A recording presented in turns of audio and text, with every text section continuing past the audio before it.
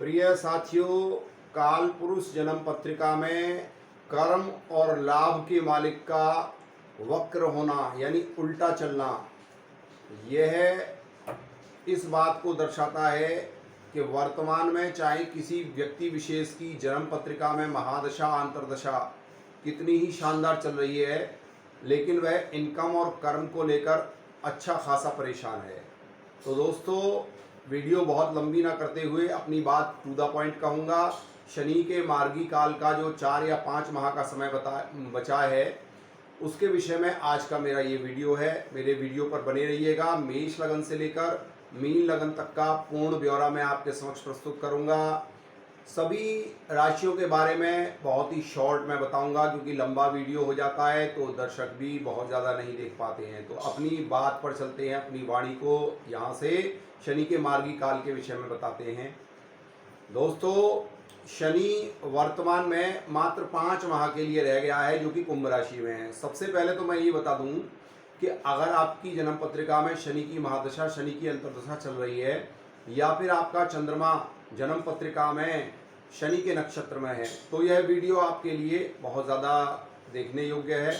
क्योंकि महादशा और अंतर्दशानाथ जब कुंडली में चलता है तो वह हमको पर्टिकुलर ग्रह सबसे ज़्यादा अफेक्ट करता है। तो मेष लगन वालों के लिए कर्म और इनकम का मालिक जो है वो अब मार्गी हो जाएगा और वह मीन राशि की तरफ चलेगा। दोस्तों, मीन राशि शुक्र की हाई वोल्टेज राशि है। आपको यह सुनकर बड़ा अजीब लगेगा। जो मेरा 25 वर्षों का अनुभव है, मैंने देखा है जिन जातकों की कुंडली में जन्म पत्रिका में मीन राशि में शनि बैठे होते हैं, बेशक वह तीसरे, छठे, 8वें, 12वें में भी मैंने देखे हैं। ज़्यादातर ऐसी जन्म पत्रिकाओं में मैंने हस्बैंड और वाइफ दोनों को बहुत अच्छी इनकम पाते हुए देखा है। वैसे तो मीन राशि का शनि नीच राशि से पिछली राशि है, लेकिन अगर वह आपकी जन्म पत्रिका में अष्टक वर्ग में 4 या 4 से अधिक यानी 8 में से भिन्नाष्टक वर्ग में 4 या 4 से अधिक अंक लेकर बैठा हो और सर्वाष्टक वर्ग में वह 30 या 35 के बीच में लेकर बैठा हो, तो ऐसी कंडीशन में तो आपका शनि जो है यह मीन राशि का आरोही क्रम माना जाएगा, यानी कि वह मीन राशि की ओर बढ़ेगा। तो ऐसी कंडीशन में अब आपको जो पहले जितना भी आपको कष्ट दिया है शनि ने, क्योंकि इसकी जो तीसरी दृष्टि थी वो मेष लगन वालों के माइंड पर थी, और जो 7वीं दृष्टि थी वह आपके संतान भाव पर थी और आपके एजुकेशन भाव पर भी थी। तो अब जो शनि का आरोही क्रम मीन राशि की तरफ चलेगा, तो यह शनि आपको कर्म और लाभ के 100 में से 100% पॉजिटिव रिजल्ट देगा। अब वृषभ लगन को लेकर चलते हैं। वृषभ लगन वालों के लिए यह शनि आपके भाग्य और कर्म का अधिपति है, और भाग्य और कर्म के अधिपति का मीन राशि यानी लाभ की तरफ को आरोही क्रम में चलना, इनके लिए तो बहुत ही लाजवाब समय स्टार्ट हो जाएगा। अब तक आपका भाग्य और आपका कर्म उल्टा चल रहा था, अब वह सीधे चलने लगेगा और आपके लाभ की ओर अग्रसर होने लगेगा। तो 100 में से 100% आपके लिए भी बहुत ही शानदार कहा जाएगा। मिथुन लगन वालों के लिए शनि उल्टा होकर यानी वक्री होकर आपके भाग्य स्थान में बैठकर वह आपके अष्टम की ओर जा रहा था, जो कि ऑब्स्टेकल्स का, परेशानियों का सबब बन रहा था। तो अब जो है आपके भाग्य से वह कर्म की ओर बढ़ेगा, यानी कि शनि जो है आपके दशम भाव की ओर बढ़ेगा। और काल पुरुष में आप जानते हैं शनि को दशम भाव में स्वग्रही माना गया है, इसलिए आपका जो है लगभग 70% जो है भाग्य एक्टिवेट हो जाएगा। तो आपके लिए भी पर्याप्त कहीं ना कहीं कर्मों में वृद्धि करेगा और आपको सरकारी नौकरी यदि आप प्रयासरत हैं तो देगा। अब चलते हैं कर्क लगन की तरफ को। कर्क लगन में देखो, शनि जो है अकारक होता है और अब तक वह अष्टम से सप्तम की ओर चल रहा था, तो जितने भी प्रकार के स्वास्थ्य कष्ट थे उनको वह दे रहा था। लेकिन कर्क लगन में वह आपके लग्नेश का शत्रु है और वह अष्टम में मार्गी हो जाएगा, तो यहाँ पर यह आपके थोड़े कष्टों को बढ़ा सकता है। तो कर्क लगन के लिए मैं मात्र 30% इसको कहूँगा। सिंह लगन वालों के लिए आपका जो शनि है वह वक्री से मार्गी की ओर बढ़ेगा और वह छठे की तरफ को 7वें से छठे की तरफ को उल्टा चल रहा था, अब वह सीधा चलेगा और मीन की तरफ को बढ़ेगा। आपके लिए भी वह कष्टकारी रहेगा, क्योंकि अष्टम भाव ऑब्स्टेकल्स का, परेशानियों का भाव है परंतु जिन जातकों की जन्म पत्रिका में चंद्रमा जो है वह अच्छे अष्टक वर्ग में अंक ले रहा है और शनि भी वह अष्टक वर्ग में अच्छे अंक ले रहा है और वह भिन्नाष्टक वर्ग में भी 8 में से 4 से ऊपर अंक ले रहा है, उनके लिए यह सम कहा जा सकता है। तो ओवरऑल आपके लिए यह मात्र 20% रिजल्ट लेकर रहेगा सिंह लगन वालों के लिए जब यह मार्गी होगा। अब चलते हैं कन्या लगन वालों के लिए। कन्या लगन वालों के लिए यह पंचम त्रिकोण में वक्री होकर चल रहा था, तो आपके लिए यह लगभग जो है जैसा पहले था ऐसा ही अब रहेगा, क्योंकि यह आपकी कुंडली में आपका वक्री होके यह आपके पंचम भाव की ओर चल रहा था। तो आपके लिए लगभग जैसा पहले रिजल्ट दे रहा था उसमें बहुत ज़्यादा डिफरेंस नहीं होगा। कन्या लगन वालों के लिए सम रहेगा, यानी कि ना बहुत ज़्यादा लाभकारी ना बहुत ज़्यादा हानिकारक। अब तुला लगन वालों के लिए वक्री शनि मार्गी हो रहा है, तो वह कैसा रहेगा। तुला लगन वालों के लिए वक्री शनि मार्गी हो रहा है तो वह आपके पंचम भाव में स्थिर होकर रहेगा और उसकी लाभ भाव पर दृष्टि रहेगी।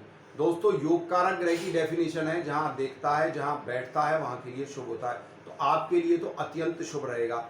आपकी जो संतान के काम रुके हुए थे वह कहीं ना कहीं पॉजिटिव की तरफ बढ़ेंगे और आपकी एजुकेशन में या आपके संतान की एजुकेशन में यह पॉजिटिव रिजल्ट देगा।